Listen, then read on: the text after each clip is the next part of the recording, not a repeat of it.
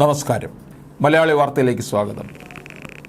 തെരഞ്ഞെടുപ്പിലെ വോട്ടെടുപ്പിന് മുൻപ് കരുവന്നൂർ കേസിൽ ഇഡി പിടിമുറുക്കുമെന്ന ആശങ്കയിലാണ് സർക്കാരും CPM-ഉം. പാർട്ടിയുടെ തൃശൂർ ജില്ലാ സെക്രട്ടറി MM വർഗീസ്, മുൻ MP PK ബിജു അടക്കമുള്ള നേതാക്കളെ തുടരെ ഇഡി ചോദ്യം ചെയ്യാൻ വിളിപ്പിക്കുന്നുണ്ട്. CPM-ന്റെ തൃശൂരിലെ സ്വത്ത് വിവരങ്ങളും ആസ്തിയും സംബന്ധിച്ച രേഖകൾ ഹാജരാക്കാൻ ജില്ലാ സെക്രട്ടറി MM വർഗീസിന് നിർദ്ദേശം നൽകിയതോടെ കടുത്ത നീക്കങ്ങൾക്കാണ് ഇഡി ഒരുങ്ങുന്നതെന്ന സംശയം CPM-നുണ്ട്. CPM സംസ്ഥാന സെക്രട്ടേറിയറ്റ് അംഗവും മുൻ MP-യുമായ PK ബിജുവിനോട് വ്യാഴാഴ്ച വീണ്ടും ചോദ്യം ചെയ്യലിന് ഹാജരാകാൻ ഇഡി നോട്ടീസ് നൽകി. പാർട്ടിയുടെ ലോക്കൽ കമ്മിറ്റികളുടെ അക്കൗണ്ടുകൾ സംബന്ധിച്ച വിശദാംശങ്ങൾ തനിക്കറിയില്ലെന്നാണ് MM വർഗീസ് പറഞ്ഞത്.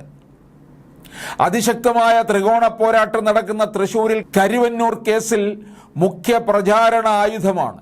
BJP സ്ഥാനാർത്ഥി സുരേഷ് ഗോപി കരുവന്നൂർ തട്ടിപ്പിനെതിരെ ഏറെ സമരം നടത്തിയിരുന്നു. തട്ടിപ്പ് കേസിലെ ഇരകൾക്ക് കണ്ടുകെട്ടിയ പണം വീതിച്ചു നൽകാൻ നിയമനിർമ്മാണം നടത്തുമെന്ന് പ്രധാനമന്ത്രി മോദി പ്രഖ്യാപിച്ചിട്ടുമുണ്ട്. സുരേഷ് ഗോപിക്കായി അദ്ദേഹം വീണ്ടും തൃശൂരിൽ എത്താനിരിക്കെയാണ് ഇഡി നടപടികൾ കടുപ്പിച്ചിരിക്കുന്നത്. വോട്ടെടുപ്പിന് മുൻപ് ഇഡി കരുവന്നൂരുമായി ബന്ധമുള്ള ചിലരെ അകത്താക്കുമെന്നാണ് പാർട്ടിക്ക് ലഭിച്ചിരിക്കുന്ന രഹസ്യ വിവരം എന്നാണ് സൂചന. കരുവന്നൂരിലും മറ്റ് ബാങ്കുകളിലും CPM-നുള്ള അക്കൗണ്ടുകളുടെ വിവരങ്ങളും വർഗീസിനോട് ഇഡി ചോദിച്ചിട്ടുണ്ട്. ആദായ നികുതി വകുപ്പ് കഴിഞ്ഞ ദിവസം കണ്ടെത്തിയ തൃശൂരിലെ ബാങ്ക് ഓഫ് ഇന്ത്യയിലെ 4 അക്കൗണ്ടുകളുടെ വിവരങ്ങളുടെ പശ്ചാത്തലത്തിലാണ് ആസ്തി വിവരങ്ങൾ ഇഡി ആവശ്യപ്പെട്ടത്.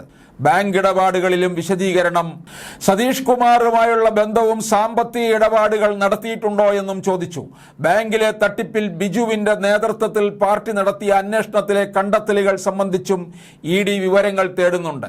നിക്ഷേപകരുടെയും ചിട്ടി ഉൾപ്പെടെ മറ്റ് ഇടപാടുകാരുടെയും ജീവിതം കരിനിഴലിലാക്കിയ കരുവന്നൂർ ബാങ്ക് തട്ടിപ്പ് കേസിൽ ഇഡി പ്രാഥമിക കുറ്റപത്രം സമർപ്പിച്ചിട്ടുണ്ട്. 90 കോടിയുടെ കള്ളപ്പണ ഇടപാട് നടന്നെന്ന് കുറ്റപത്രത്തിൽ വ്യക്തമാക്കുന്നു. 50 വ്യക്തികളും 5 സ്ഥാപനങ്ങളും പ്രതിപ്പട്ടികയിലുണ്ട്. കിരണിന്റെ 2ഉം ബിജോയുടെ 3 സ്ഥാപനങ്ങൾ ആദ്യത്തെ 10 പ്രതികളുടെ പട്ടികയിലുണ്ട്. തട്ടിപ്പിൽ പങ്കുണ്ടെന്ന് കണ്ടെത്തി ഇഡി സ്വത്തുക്കൾ കണ്ടുകെട്ടിയ 39 പേരും പ്രതികളാണ്. ഇഡിയുടെ ചോദ്യം ചെയ്യലിന് വിധേയരായ AC മൊയ്തീൻ ഉൾപ്പെടെയുള്ള CPM നേതാക്കളുടെ പേരുകൾ പ്രാഥമിക കുറ്റപത്രത്തിലില്ല. കള്ളപ്പണം വെളുപ്പിക്കൽ നിരോധന നിയമം സംബന്ധിച്ച പ്രത്യേക കോടതിയിൽ എത്തിച്ചത് 87.75 കോടി രൂപ വിലമതിക്കുന്ന 100ഓളം വസ്തുവകകളും ബാങ്ക് നിക്ഷേപങ്ങളും കണ്ടുകെട്ടിയതിൻ്റെ വിശദാംശങ്ങളും കുറ്റപത്രത്തിനൊപ്പം സമർപ്പിച്ചിട്ടുണ്ട്.